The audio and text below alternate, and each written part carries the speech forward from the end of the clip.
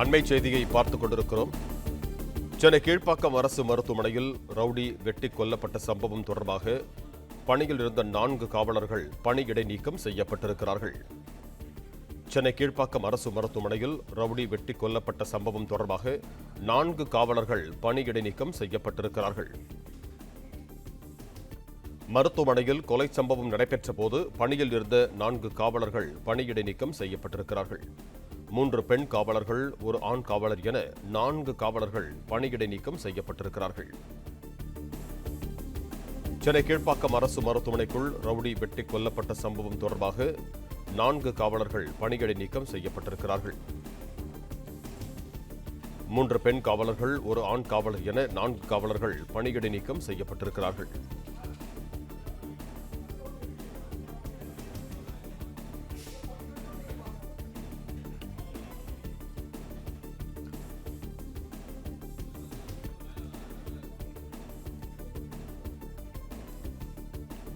Play store மற்றும் app ஸ்டோரில் இருந்து பாலிமர் செயலியை QR கோடு மூலம் பதிவிறக்கம் செய்யுங்கள்.